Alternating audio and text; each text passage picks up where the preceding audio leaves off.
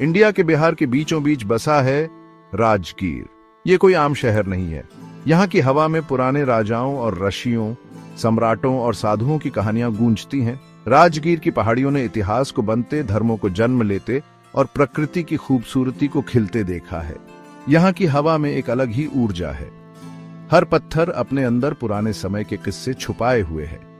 आइए हम साथ मिलकर समय में पीछे जाकर राजगीर के किस्सों और नजारों को एक्सप्लोर करें। हमारा ये सफर हमें हजारों साल पीछे ले जाएगा। हम सम्राटों और यात्रियों के पद चिन्हों पर चलेंगे। हम राजगीर की पवित्र पहाड़ियों में छिपे राजों को उजागर करेंगे। बहुत समय पहले, बुद्ध धर्म के आने से पहले, राजगीर को गिरिव्रज के नाम से जाना जाता था, जिसका मतलब होता है पहाड़ों का राजा। ये शक्तिशाली मगध साम्राज्य की राजधानी हुआ करती थी। महाभारत में हमें जरासंध नाम के एक शक्तिशाली राजा के बारे में बताया गया है, जिन्होंने यहाँ से राज किया था। कहा जाता है कि जरासंध के पास बहुत ज्यादा ताकत थी। वो एक बहुत बड़े योद्धा थे। पांडव वीर भीम के लिए भी एक चुनौती। उनका ऐतिहासिक कुश्ती मुकाबला इन्हीं पहाड़ियों के बीच हुआ था, जो राजगीर की प्राचीन शक्ति का प्रमाण है। महाभारत सिर्फ एक कहानी नहीं है, ये हमारी अपनी जिंदगी का भी आईना है। ये हमें याद दिलाती है कि ताकत सिर्फ शरीर में नहीं होती, बल्कि बुद्धि और धर्म में भी होती है।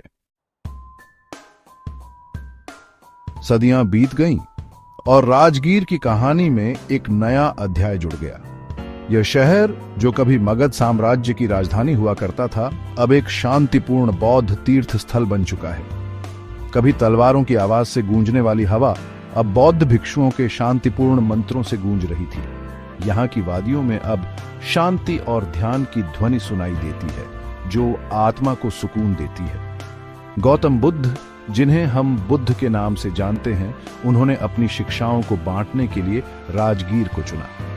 ये वही स्थान है जहां उन्होंने अपने अनुयायियों को जीवन के गूढ़ रहस्यों को समझाया और उन्हें सही मार्ग पर चलने की प्रेरणा दी। गृद्धकूट यानी गिद्धकूट पर्वत की चोटी पर बुद्ध ने अपने कई महत्वपूर्ण उपदेश दिए। इस पवित्र पर्वत की चोटी से उन्होंने अपने अनुयायियों को करुणा, शांति और ज्ञान का संदेश दिया। यहीं पर उन्होंने कमल सूत्र की गूढ़ शिक्षाओं को साझा किया, धर्म चक्र को घुमाया।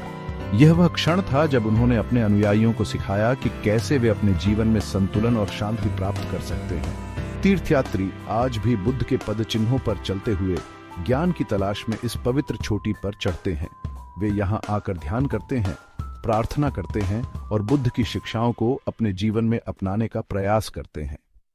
कल्पना कीजिए, केसरिया वस्त्र धारण किए बुद्ध, उनकी आवाज पूरी घाटी में गूंज रही है। उनकी उपस्थिति आज भी यहाँ महसूस की जा सकती है, जैसे वे अभी भी यहाँ हैं और हमें सिखा रहे हैं। उनकी शिक्षाएं उपजाऊ भूमि में बोए गए बीजों की तरह जड़ें जमा चुकी थीं और फल फूल रही थीं, जिससे पूरे देश में शांति और करुणा फैल रही थी।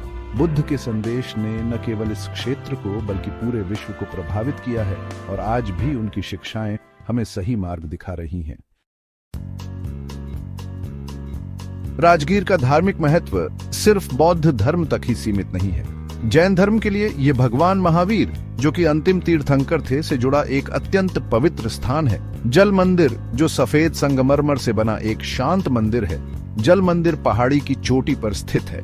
इस मंदिर तक पहुंचने के लिए आपको हजारों सीढ़ियां चढ़नी पड़ती हैं, जो आस्था की एक शारीरिक और आध्यात्मिक यात्रा है। हर सीढ़ी सांसारिक इच्छाओं को त्यागने और आध्यात्मिक मुक्ति की ओर बढ़ने का प्रतीक है। जैसे जैसे आप ऊपर चढ़ते हैं, दुनिया पीछे छूटती जाती है और उसकी जगह पहाड़ियों की शांति ले लेती है। शिखर से दिखाई देने वाला मनोरम दृश्य अपने आप में एक इनाम है, जो ब्रह्मांड की विशालता और हमारी चिंताओं की तुच्छता की याद दिलाता है। राजगीर में धरती खुद में ही पवित्र ऊर्जा समेटे हुए है। यह स्थान सदियों से लोगों को अपनी ओर आकर्षित करता आ रहा है। जमीन से निकलते गर्म पानी के सोते, जिनके बारे में माना जाता है कि इनमें रोगों को ठीक करने की शक्ति है। इन सोतों का पानी खनिजों से भरपूर है, जो शरीर को नई ऊर्जा प्रदान करता है। ब्रह्मकुंड, सप्तधारा और मखदूम कुंड सिर्फ नहाने की जगह नहीं हैं, बल्कि आस्था और तरोताजा होने के स्थल हैं। यहाँ आकर लोग अपनी थकान मिटाते हैं और आत्मिक शांति का अनुभव करते हैं। जीवन के हर क्षेत्र के लोग इन सोतों पर आते हैं, सुकून और इलाज की तलाश में। यहाँ आने वाले हर व्यक्ति की अपनी एक कहानी होती है और हर कहानी में एक ही संदेश होता है, शांति और स्वास्थ्य। कहा जाता है कि गर्म खनिज युक्त पानी दर्द वाली मांसपेशियों को आराम देते हैं और परेशान मन को शांत करते हैं। ये पानी न केवल शारीरिक बल्कि मानसिक स्वास्थ्य के लिए भी लाभकारी है। अपनी आंखें बंद करें और कल्पना करें कि आप खुद को भाप से भरे पानी में डुबो रहे हैं। यह अनुभव आपको एक नई दुनिया में ले जाता है जहां केवल शांति और सुकून है। महसूस करें कि जैसे जैसे गर्माहट आपको घेर रही है, आपका तनाव दूर हो रहा है। ये गर्माहट आपके शरीर और आत्मा को एक नई ऊर्जा से भर देती है। ये सोते प्रकृति, शरीर और आत्मा के आपस में जुड़ाव का प्रमाण है। यहाँ आकर हर व्यक्ति को यह एहसास होता है कि वह प्रकृति का एक अभिन्न हिस्सा है और यह जुड़ाव उसे एक नई दिशा में ले जाता है। राजगीर की यात्रा गिद्धकूट, जिसे गिद्धराज पर्वत के नाम से भी जाना जाता है, की कच्ची खूबसूरती को अनुभव किए बिना पूरी नहीं होती।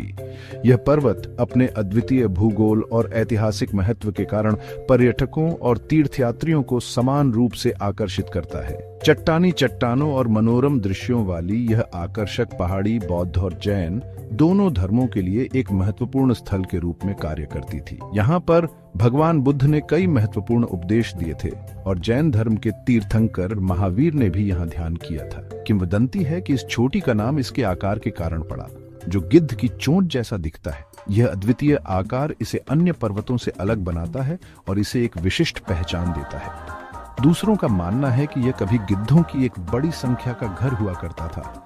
गिद्धों की उपस्थिति ने इस स्थान को और भी रहस्यमय और आकर्षक बना दिया था। इसकी उत्पत्ति चाहे जो भी हो, गिद्धकूट एक मूक प्रहरी के रूप में खड़ा है, जो प्रकृति की स्थायी शक्ति का प्रमाण है।